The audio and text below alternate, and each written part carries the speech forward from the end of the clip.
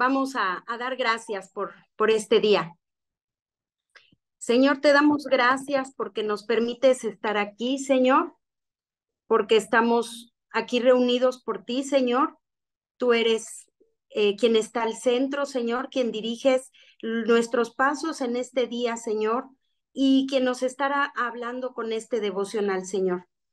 Te pedimos, Señor, que agudices nuestros oídos espirituales para poder oír esta palabra que tú tienes el día de hoy para nosotros, Señor, y que se esté haciendo un rema en nuestra vida, Señor. Te pido, por favor, que seas tú quien hable a través de mí, Señor, para llegar a esos corazones que están deseando tener un mensaje de parte tuyo como dirección para este día, Señor. Te damos gracias en el nombre precioso y perfecto de Jesús. Amén. Bueno, pues el tema de hoy es un corazón dividido y está basado en Primera de Reyes 18, del 20 al 21. En la Nueva Traducción Viviente dice así: Entonces Acab convocó a todos los israelitas y a los profetas al monte Carmelo. Elías se paró frente a ellos y dijo: ¿Hasta cuándo seguirán indecisos, titubeando entre dos opiniones? Si el Señor es Dios, síganlo, pero si Baal es el verdadero Dios, entonces síganlo a él. Sin embargo, la gente se mantenía en absoluto silencio. Les voy a dar el contexto histórico. Acab fue el peor de los reyes de Israel. Se casó con Jezabel. Jezabel es la hija de Ed-Baal, quien era un rey en Tiro. Tiro era un lugar de Fenicia. Y bueno, ella era la principal promotora del culto a Baal. Baal era considerado como la mano derecha del demonio y esta mujer pues era quien hacía culto a él, era la principal, y además pues los cultos eran así, llenos de sexo, de perversidad. Entonces, bueno, pues este vendría siendo el contexto histórico. Imagínense cómo estaba el pueblo de Israel en ese momento. Entonces, bueno, eh, Elías los enfrenta justo con estas palabras: ¿hasta cuándo seguirán indecisos, titubeando entre dos opiniones? ¿Ustedes se han sentido indecisos entre dos opiniones alguna vez? ¿Su corazón ha estado dividido? El mío sí, la verdad es que sí, porque pues la carne muchas veces quiere hacer lo que ella quiere, ¿no? Y mi corazón, mis pensamientos han estado divididos porque por un lado mi carnita quiere hacer algo, pero Dios me dice otra cosa, y mi corazón y mi pensamiento saben que lo que Dios me está hablando es lo que tengo que hacer, es lo correcto. Y allí es cuando nuestro corazón se divide. Entonces, pues Dios nos exige dos cosas: nos exige decisión y nos exige exclusividad. Entonces, Elías se distinguía por su fidelidad. El pueblo, como les comento, estaba en un momento en que los estaban llevando a la idolatría y les daba lo mismo, les daba igual ir para un lado que ir para otro, a adorar a un Dios o adorar a otro. Entonces, esta mañana Dios nos quiere llevar a reflexionar: ¿a quién le estás sirviendo tú? ¿De qué lado estás? ¿Estás entre la carne o entre lo que Dios te habla? Entonces, pues haz un análisis allí desde donde estás de a quién es a quien tú le estás sirviendo, porque fíjense que Dios, como les decía, nos exige exclusividad, porque el Señor es celoso. El Señor es celoso, quiere toda nuestra atención, no nos quiere compartir con nadie. Entonces, Pablo en 2 Corintios 6, 14 al 18 habla sobre la comunión entre la luz y las tinieblas. Dice, no se asocien íntimamente con los que son incrédulos. ¿Cómo puede la justicia asociarse con la maldad? ¿Cómo puede la luz vivir con las tinieblas? ¿Qué armonía puede haber entre Cristo y el diablo? ¿Cómo puede un creyente asociarse con un incrédulo? ¿Y qué clase de unión puede haber entre el templo de Dios y los ídolos? Pues nosotros somos el templo de Dios viviente. Como dijo Dios, viviré en ellos y caminaré entre ellos. Y yo seré su Dios y ellos serán mi pueblo. Por lo tanto, salgan de entre los incrédulos y apártense de ellos, dice el Señor. No toquen sus cosas inmundas y yo los recibiré a ustedes y yo seré su padre y ustedes serán mis hijos e hijas, dice el Señor Todopoderoso. Entonces, pues como les digo, tenemos que ser fieles a nuestras convicciones en el Señor. En el verso 21 de este mismo capítulo, nos habla de un profundo silencio. Dice que el pueblo, después de que Elías les habló, se quedaron en un profundo silencio. Y bueno, es que Dios era quien estaba hablando a través de Elías. Y cuando Dios habla, yo creo que así le pasó al pueblo, no es que se hayan quedado en un profundo silencio por otra cosa más que porque Dios les estaba hablando, porque cuando Dios habla en nuestras vidas, la voz de Dios es una voz completamente penetrante que nos paraliza, nos deja, nos hace sentir chiquitos, indignos. Dice en Primera de Samuel 3:10, dice, habla que tu siervo te oye. O sea, nos da incluso hasta la docilidad. La voz de Dios nos hace siempre reflexionar y escoger entre dos pensamientos. Y seguramente, como les digo, el pueblo se quedó así porque,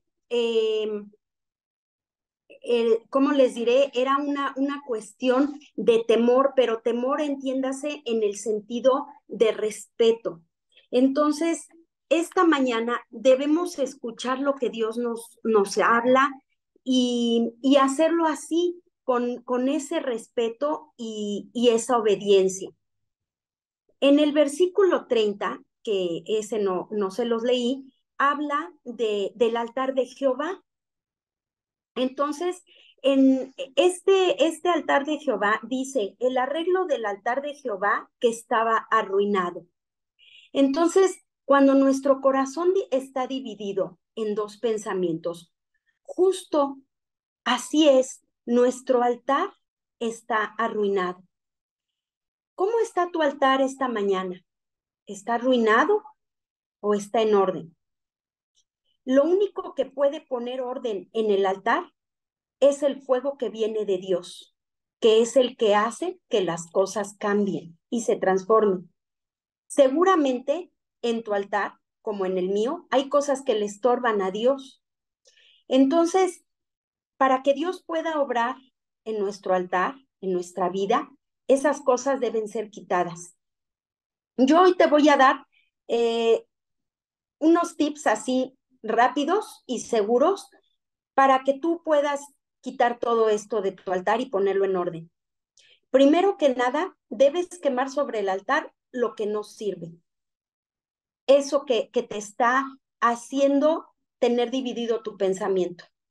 Haz un análisis de tu vida espiritual y de qué es lo que está dividiendo, cuáles son tus baales en este momento. ¿Tienes uno o tienes varios? ¿Dónde estás y hacia dónde quieres llegar? Como te decía, ¿cómo está ese altar? Y escoge entre esos pensamientos, entre esos baales. Y sigue a Dios, como dice aquí, si para ti Dios es tu Dios, síguelo. Dale esa exclusividad que Él te pide. Elías preparó un nuevo altar. Entonces esta mañana pues hazlo como lo hizo Elías, ¿no? Prepara un nuevo altar. Elías creía firmemente que todas las personas somos responsables de nuestros propios pecados. Y yo también lo creo así.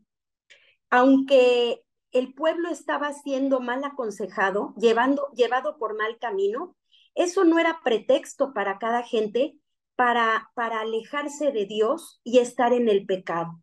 Porque, ¿saben qué? La clave estaba en, como dice este versículo, en titubear. ¿Saben? El significado de titubear es vacilar, fluctuar, dudar o flaquear. Y justo así se encontraba el pueblo de Israel en ese momento. Se encontraba sin un rumbo definido, se encontraba sin convicción, se encontraba sin un compromiso hacia Dios. Los que somos parte de Dios, hijos de Dios, no podemos caminar en las tinieblas. Ya lo vimos en este versículo que nos habla Mateo de las tinieblas y de la luz. Entonces, pues vemos también cómo Acab, irónicamente, ¿verdad? Le reclama a Elías y le dice, lo voy a parafrasear, le dice, entonces por tu culpa estamos así con esta sequía de 3 años, ¿verdad?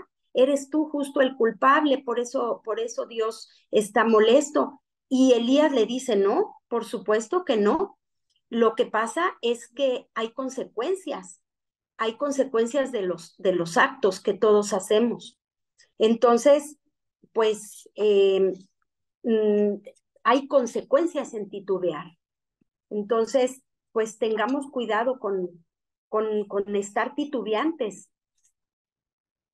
No hay peor condición que la de un hijo de Dios indeciso, cuando no somos ni una cosa ni la otra. Tengamos mucho cuidado porque la palabra dice que no debemos de ser tibios, que seamos o fríos o calientes. En Apocalipsis 3, del 15 al 16, dice, yo conozco tus obras, que ni eres frío ni caliente.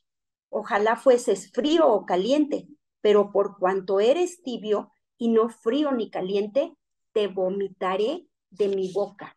Esto se me hizo algo fuertísimo. Entonces, aquí nos vuelve a hablar de las consecuencias. No podemos estar divididos entre dos pensamientos porque hay consecuencias. Dios nos vomitará de su boca, Dios nos hará a un lado, Dios nos quitará de él. Y acuérdense que lo único que nos separa de Dios es el pecado. Entonces tenemos que estar pues muy conscientes de esta situación. Y bueno, pues como les decía, esta mañana voy a leerles una reflexión que preparé para ustedes. ¿Hasta cuándo vamos a seguir indecisos sirviendo a Dios y al pecado? Dios nos invita a no ser de doble ánimo, como los que vacilan entre servir a Dios y a otro ídolo. Dios quiere en esta mañana que tengas un encuentro verdadero con Él, reflexionando con la pregunta que hace el profeta. ¿Hasta cuándo vas a seguir esperando para reconciliarte con el Señor? Habían pasado 3 años de sequía. Ahora acabamos de pasar una pandemia. ¿Vamos a esperar cosas peores? ¿Seguirás con los vicios, con el juego, con el engaño, con el adulterio, con el alcoholismo, la drogadicción? No sé, lo que tú tengas en tu altar. Haz un alto.